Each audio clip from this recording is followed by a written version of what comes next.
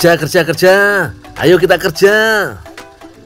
Ayo lur, keluar rumah, kerja apapun. Yang penting halal dan berkah.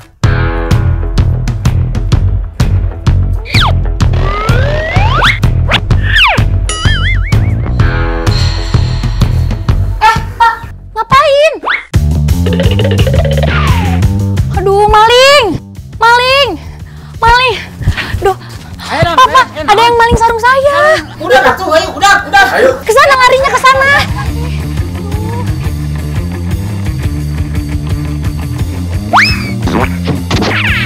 Apaan sih tuh? Pak, kayaknya Pak. Loh. Apa iki? Kok malah ngelempar sarung?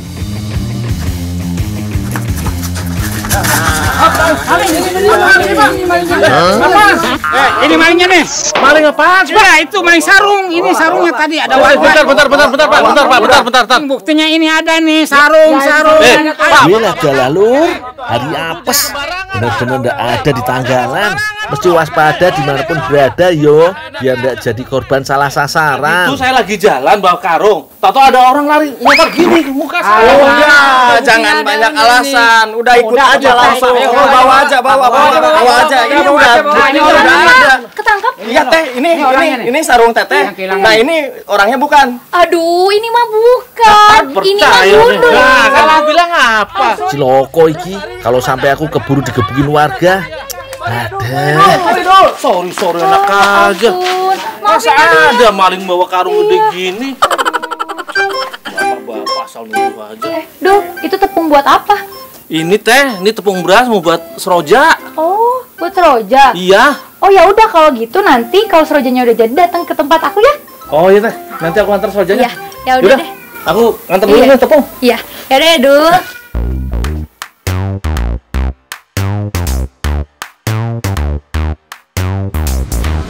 Punten. Hari ini aku mau bantuin UKM kue seroja. Iki lo, cemilan khas Majalengka. Bu, tepungnya udah Bu. Iya. Ada yang bisa saya bantu lagi Bu? Iya, itu bikin adonan saroja, Dul. Oh, udah ditakar semua ini Bu? Udah. Oh iya. Iya.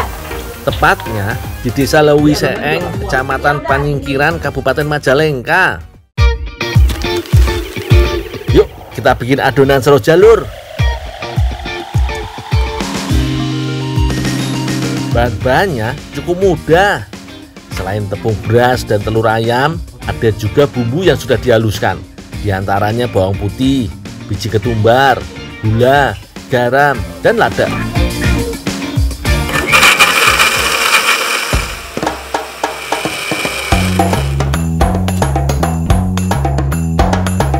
Tugasku tinggal mencampurnya saja lur dengan tepung beras yang aku bawa tadi.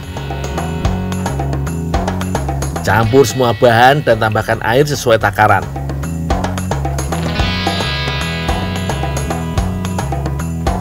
Aduk terus sampai adonan merata.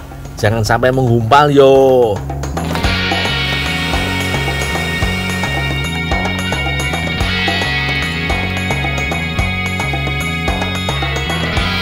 Bu, udah jadi saya goreng sekalian ya Bu ya? Iya, Dul, goreng, Dul. Langkah selanjutnya adalah menggoreng adonan seroja.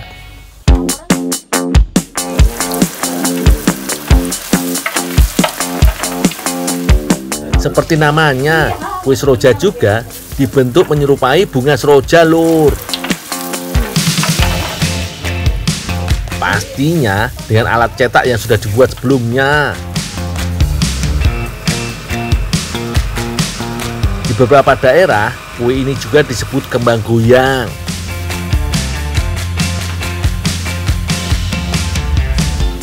Menggorengnya pun tidak perlu lama-lama. Cukup rendam dalam minyak panas sebentar saja, adonan akan mengembang dan membentuk bunga seroja.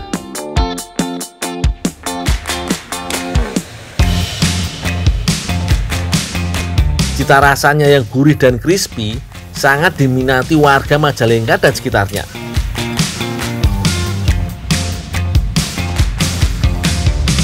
Nah, kalau sudah didinginkan, tinggal dikemas dalam plastik seperti ini.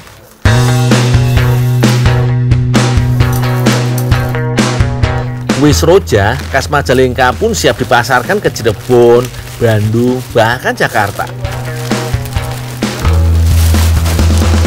Dalam sehari, usaha kue seroja ini bisa memproduksi sekitar 20 kg adonan, Lur.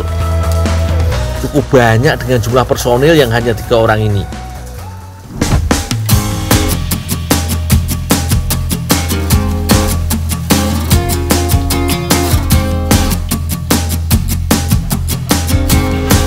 Dul, Ya, Bu. tolong ini kasih ke Teh Zahya ya. Biar itu ibu yang terusin. Oh, ya Bu.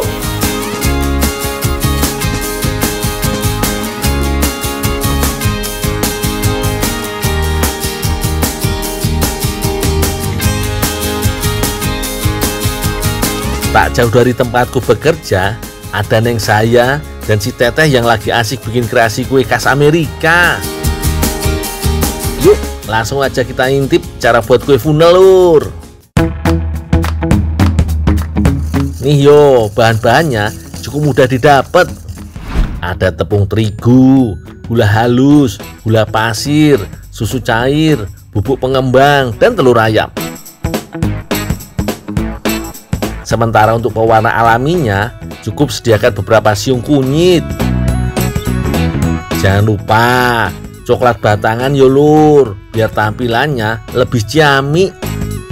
Oh iyo, adonan kue seroja juga akan dimasukkan ke adonan utama, Lur, supaya teksturnya lembut dan lebih gurih.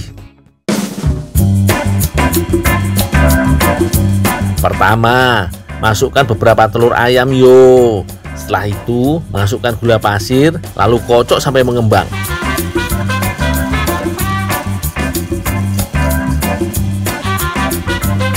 Berhubung di kampung, kocokannya masih pakai cara manual yo. Soalnya jarang yang punya mixer.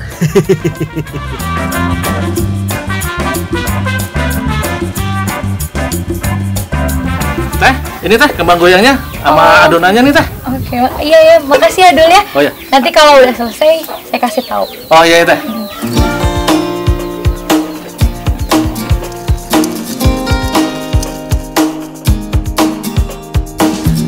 Kalau sudah mengembang, tinggal masukkan sisa bahan secara berurutan.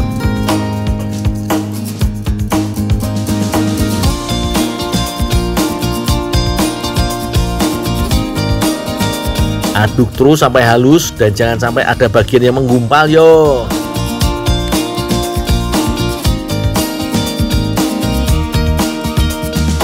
Jangan lupa tambahkan adonan kue seroja tadi agar teksturnya pas dan rasa gurihnya lebih terasa.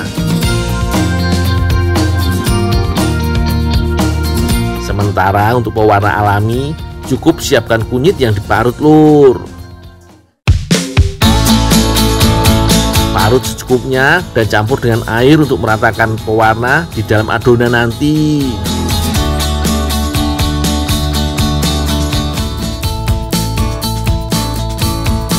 Adonan wis beres, tinggal dimasukkan ke plastik agar lebih mudah mencetaknya.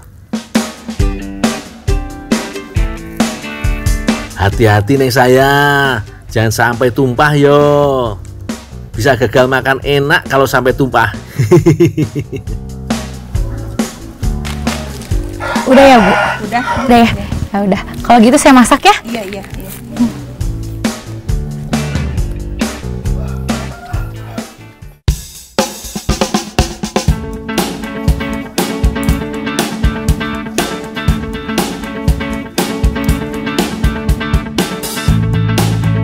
Di negara aslinya, kue funnel biasa dinikmati saat sarapan pagi atau cemilan di sore hari. Bentuknya yang tidak beraturan membuat sekilas kue ini mirip cacing yo, Lur.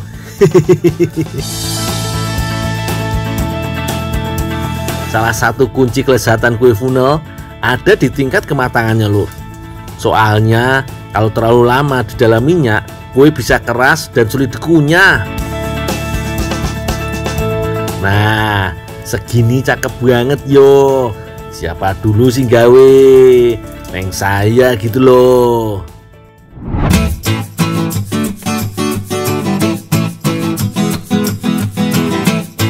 Wah, setelah ditambah es krim dan remahan kue seroja, bentuknya jadi semakin menggugah selera. Wis, ojo lama-lama, langsung makan yuk Neng.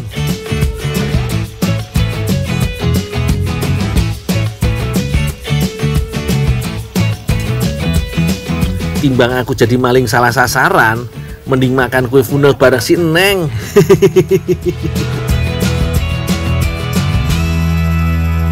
Monggo dicoba lur, resep kue funnelnya di rumah.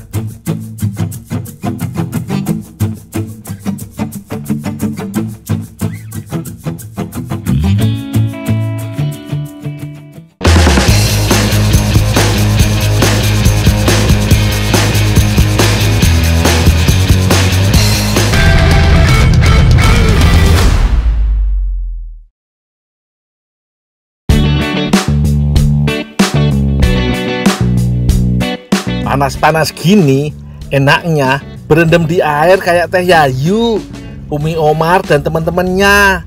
Sambil berendam, tangan juga kerja lur.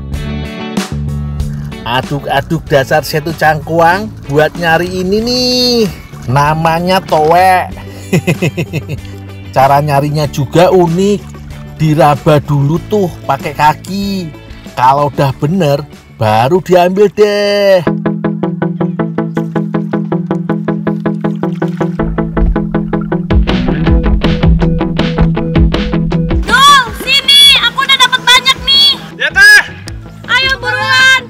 Oke Teh, meluncur. Tunggu aku yo. Kayaknya sih mudah lur, tapi berat juga ini rakit karena bawahnya lumpur. Kudu hati-hati lur, biar gak nyusruk. Loh. Ya ampun Teh, kangen banget po sama aku, sampai buru-buru gitu. Habis kerannya. Kasian juga sih, mana kerang toeknya pada nyebur semua. Apes bener Teh. Yaudah dah, sana ganti baju sana. Tenang Teh, tak bantuin cari toek lagi. Basah-basah bareng kita. Untung aja umi-umi ini pada gercep ngebantuin. Jadi cepet deh kumpul lagi kerangnya.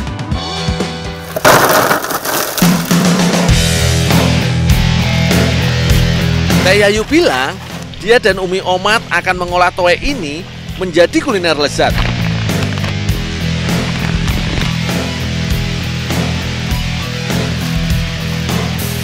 Wah, baru membayangkan saja sudah enak. Mungkin dipepes, ditumis, atau dibuat sop.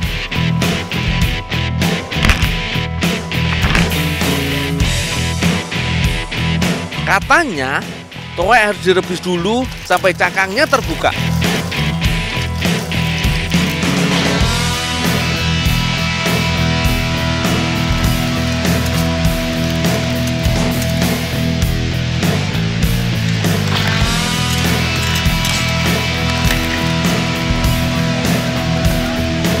Itu tandanya kerang sudah matang.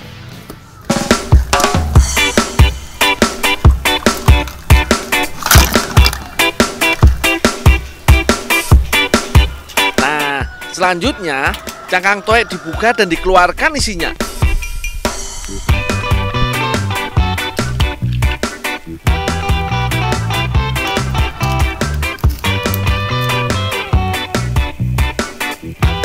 Teh Yayu mendapat tugas membuat adonan seperti makaroni, tepung terigu, telur, lada bubuk, pala bubuk, susu cair, dan garam.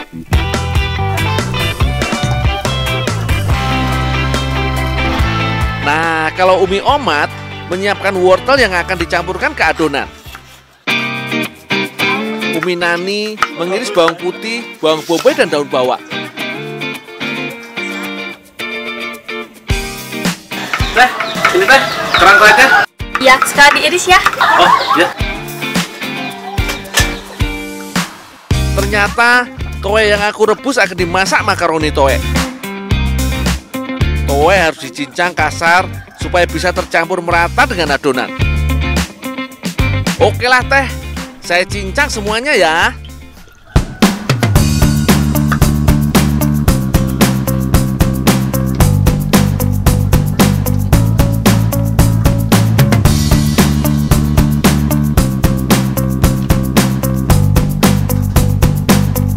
Adonan lalu dimasukkan dalam cetakan. Bentuknya ya disesuaikan saja dengan keinginan. Oh iya, supaya mudah saat melepas dari cetakan, jangan lupa cetakannya diolesi minyak dulu ya. Adonan diisi penuh agar nanti kue jadi padat dan mengenyangkan.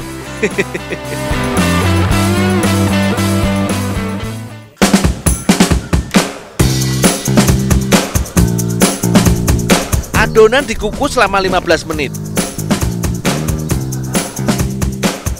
Kalau sudah dikukus, kue akan sedikit mengeras.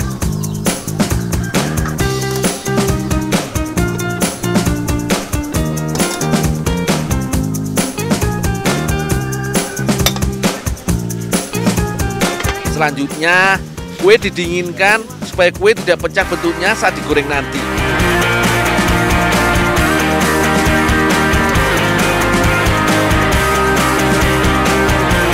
Sebelum digoreng, kue dicelupkan ke telur kocok.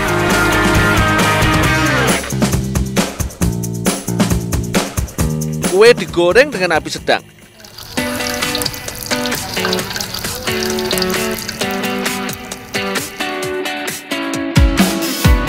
Kalau sudah kecoklatan, tandanya kue sudah matang dan siap disantap.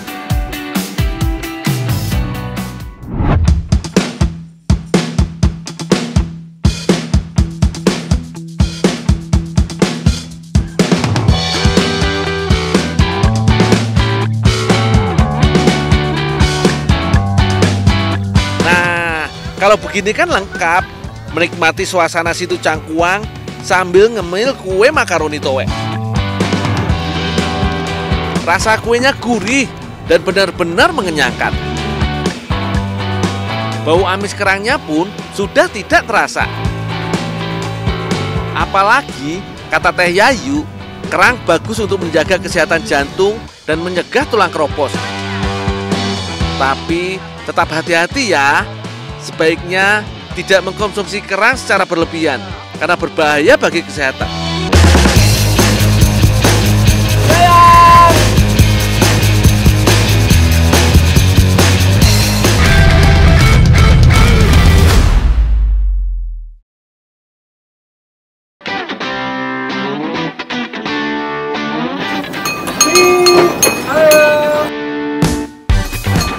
Sudah pada makan siang toh?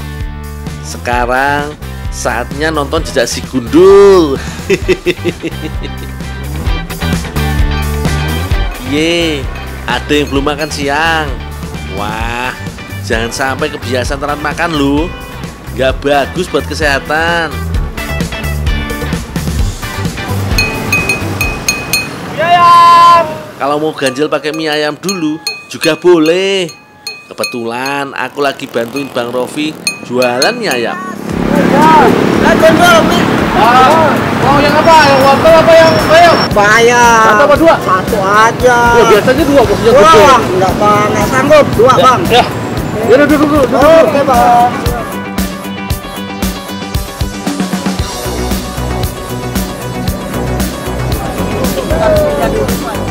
Mie ayam Bang Rofi memang banyak penggemarnya.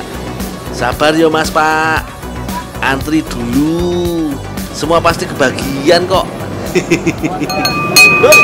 Masih nggak Dul? Oh masih. Satu aja ya. Ya apa yang jangan apa yang bayam? Bayam aja. Bayam. Oke. Oke.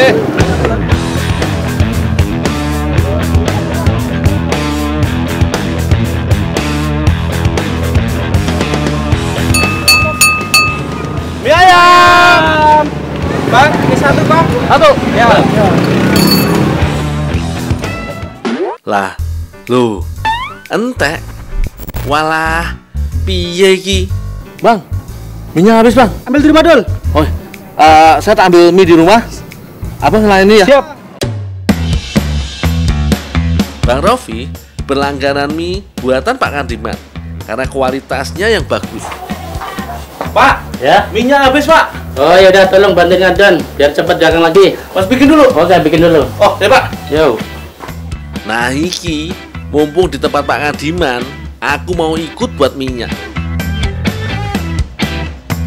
Bahan utamanya terigu yang dicampur minyak goreng, tepung tapioka dan telur. Oh iya, pakai tepung terigu yang mengandung protein tinggi karena bisa membuat minyak kenyal alami. Jadi nggak perlu pakai formalin toh. Jangan lupa tambahkan garam secukupnya untuk perasa.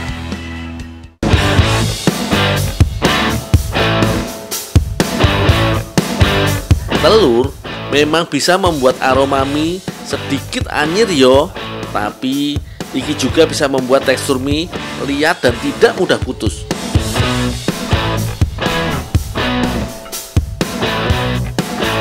Masukkan minyaknya sedikit demi sedikit sambil terus diuleni. Istimewanya, mie yang satu ini aman dan menyehatkan loh. Pewarnanya aja dari bahan alami seperti bayam dan wortel. Bayam tidak hanya jadi pewarna makanan yo, banyak manfaatnya untuk kesehatan. Ambil sari bayamnya yo, gampang kok, tinggal tumbuk daun bayam lalu disaring. Nah, kalau wortel sudah jelas bagus untuk kesehatan mata. Soalnya buah atau sayur yang berwarna oranye biasanya mengandung beta karotin yang bagus untuk mata. Biarpun kelihatannya sepele, nguleni mie nggak bisa sembarangan yo. Adonan harus benar-benar kalis.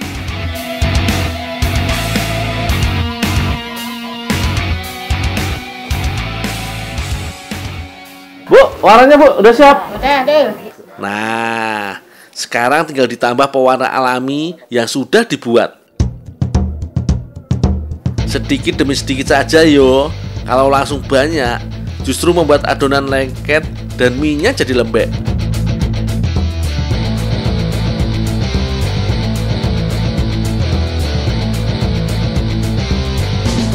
Ini yo, adonan yang sudah kalis dan siap digiling. Langsung masukkan ke mesin.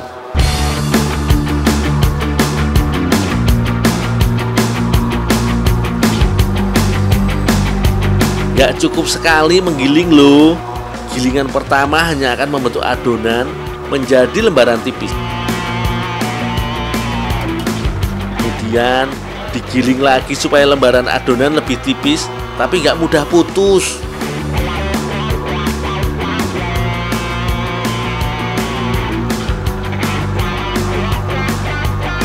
Nah, kalau sudah begini, tinggal dicetak jadi mie. Jangan lupa selalu taburi tepung supaya adonan nggak lengket dan menempel satu sama lain. Tepung juga bisa diganti dengan minyak yo, sama saja fungsinya. Wis aman, mie sudah siap semua. Sebagian mie harus langsung diantar ke Bang Rohwi untuk dagangan mie ayamnya. Sebagian lagi aku bawa ke Mbak Rahma untuk diolah jadi bola-bola mie.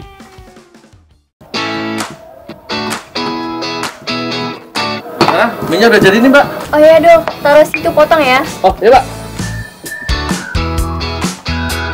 Ternyata Mbak Rahma dan Budia udah nyiapin bahan untuk makan mie.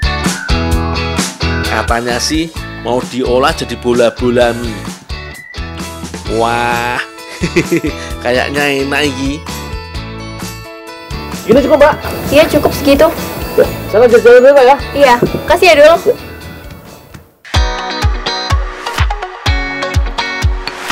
Bumbunya sederhana saja. Ada bawang putih, bawang merah, dan garam. Semuanya dihaluskan yo. Nah, kalau sayuran pelengkap ini akan diolah bareng mie. Mau pakai sayuran apa saja boleh kok. Bisa wortel, daun bawang, seledri, atau yang lain. Yang penting bermanfaat.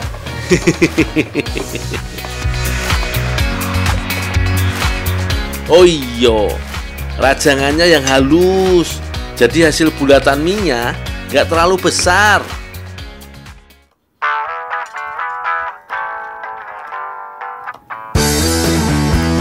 Sekarang buat adonan dari telur dan ikan giling yo. Setelah tercampur rata, masukkan bumbu dan sayuran dan mie. Aduk lagi. Paling enak langsung ngaduk pakai tangan. Jadi bisa sekalian membuat bola-bola mie-nya. Tenang, sing penting sudah cuci tangan sampai bersih. Lagi pula lebih gampang membentuk bola mie begini daripada dicetak pakai sendok.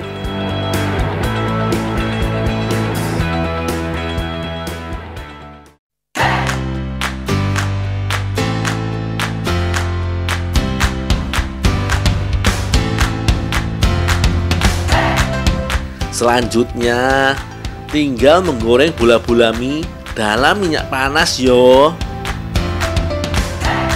Karena bentuknya masih lembek, jadi masukin mie ke wajannya hati-hati yo, biar gak ambiar di wajan.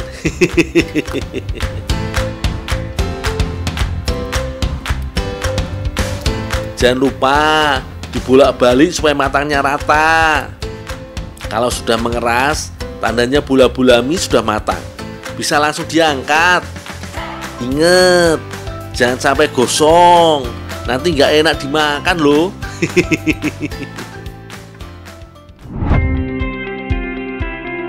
Gimana lur? Penasaran rasane? Sik yo, tak icip-icip dulu.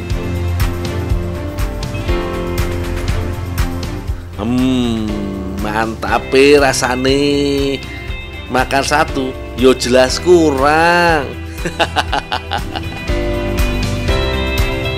Renyah gurihnya nampol di lidah. Apalagi dibuat dari mie. Lumayan mengenyangkan loh.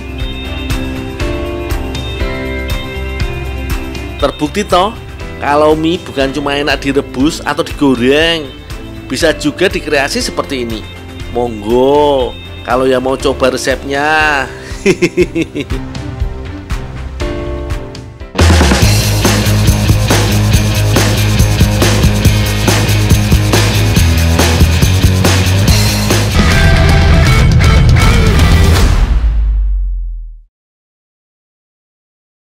Hari ini aku membantu Pak Sukijan untuk membersihkan rumput. Pak, rumput babat semua, Pak. Oh iya, ini kan bisa beranak mas, ini bisa bercabang-cabang terus. Di desa Carangwulung terdapat tanaman keladi batang yang tumbuh liar. Tanaman ini disebut juga dengan sente atau benak oleh warga lokal. Dul, wah bawaan aja kau wadah gede, aku njaluk benak Dul. Jajan apa, Pak? Jajan plonter. Plonter sama benak? Heeh. Gini aja, Pak. Tak kasih, tapi saya diajari bikin plonter dari benak ya, Pak ya? Iya, iya. Aku baru tahu ternyata benak dapat diaplikasikan menjadi olahan makanan. Karena penasaran, aku ikut mencari benak. Bagian yang bisa diolah adalah bagian batangnya. Dengan begini, benak bisa tumbuh lagi walau tidak ditanam.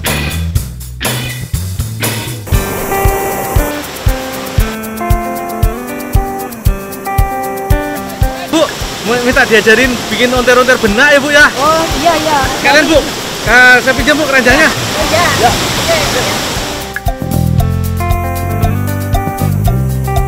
Sebelum diolah, benak harus dikupas dan dicuci terlebih dahulu. Batangnya mengandung getah yang menimbulkan rasa gatal. Untuk itu, lebih baik batang benak dicuci dengan air yang mengalir. Benak belum marak dijadikan olahan makanan. Namun ternyata, zat-zat yang terkandung dalam benak sangatlah berguna bagi tubuh. Benak ini kemudian dikukus hingga teksturnya melunak. Berbeda dengan talas, benak ini teksturnya lebih pulen. Dengan tekstur pulen, sebenarnya benak berpotensi dijadikan berbagai sajian panganan. Selanjutnya, benak ditumbuk hingga lumat untuk kemudian dicampur dengan bahan pembuatan pluntir. Pluntir biasa disebut juga dengan untir-untir. Kudapan ini berasal dari daerah Jawa. Hanya saja penyebutannya di tiap provinsi bisa berbeda-beda. Penamaan ini karena kue pluntir dibuat dengan cara dipelintir hingga tampilannya menyerupai tali tambang.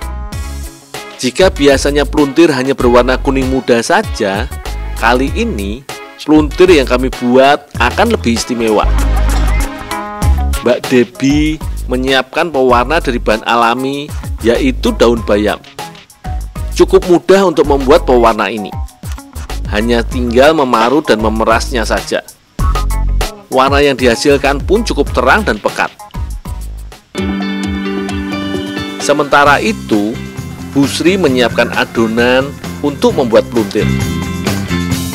Bahan yang dibutuhkan antara lain tepung tapioka, tepung terigu, mentega, sedikit garam, dan air.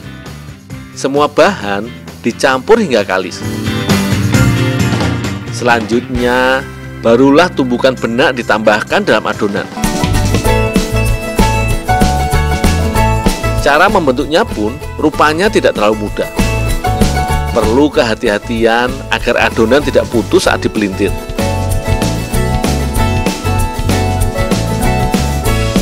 Untuk menggoreng pluntir, diperlukan minyak yang sangat banyak hingga seluruh adonan terendam minyak.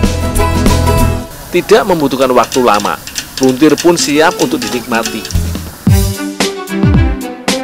Warna-warni pluntir memberikan kesan cantik tersendiri.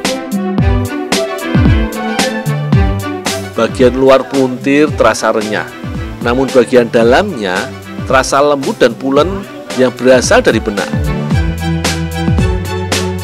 Rasa gurih mendominasi jajanan tradisional ini. Sangat pas untuk dinikmati bersama keluarga.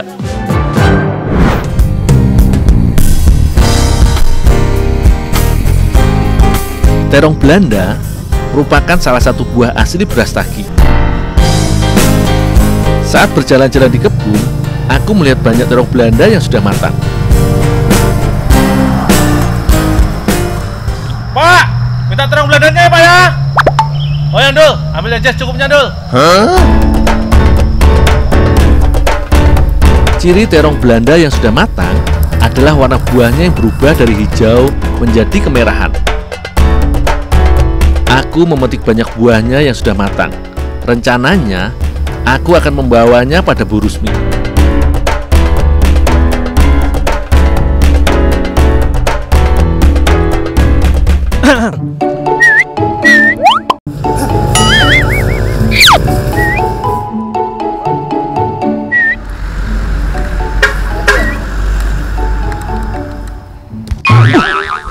Siapa yang suruh kamu ngambil itu?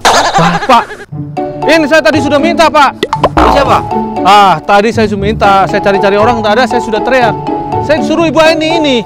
Ayo teruskin, lanjutin kalau gitu. Bapak ini aja.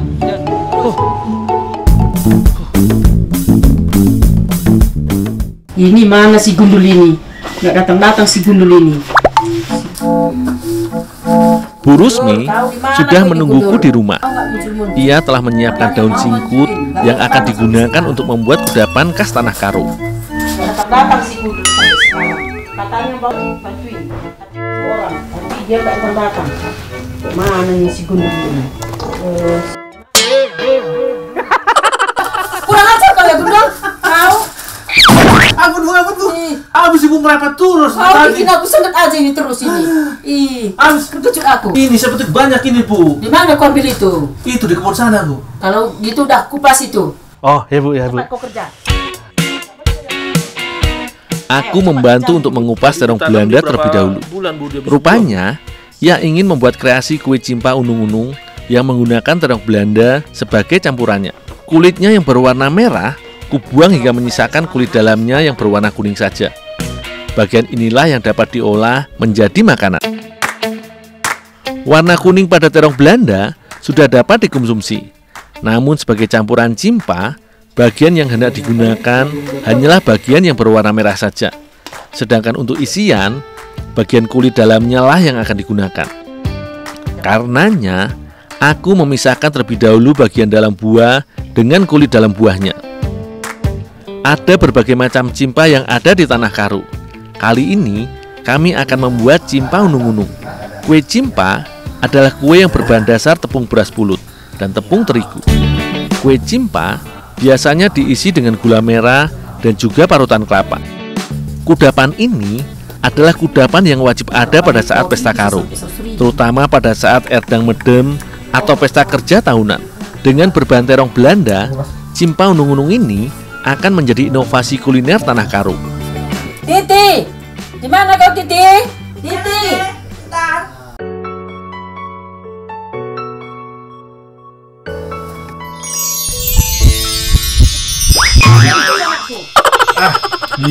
Kayak pernah muda aja, Bu.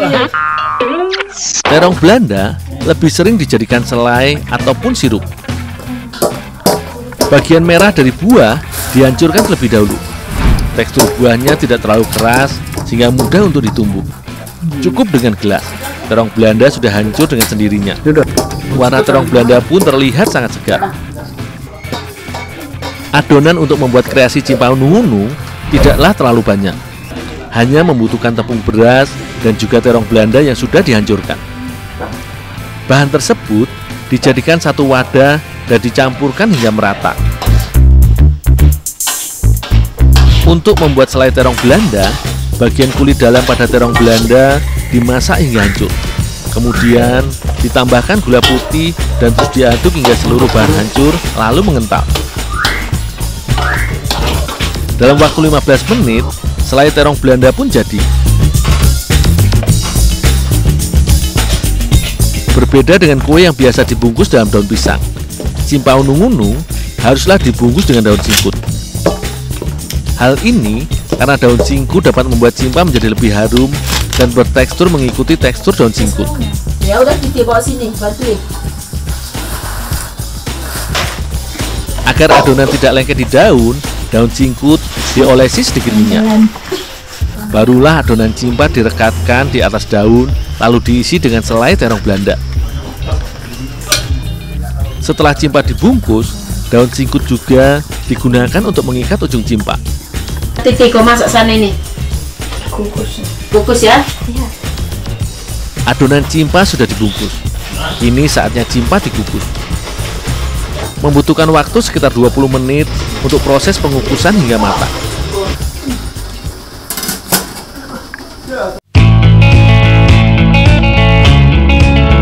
Cimpa unung-unung terong Belanda siap disantap. Isian terong Belanda dalam cimpa menimbulkan rasa manis, asam dan enak. Ditambah dengan rasa cimpa yang legit membuat kue ini lebih enak. Ternyata terong Belanda tak hanya bisa dijadikan selai ataupun sirup, namun juga bisa menjadi olahan tradisional seperti ini.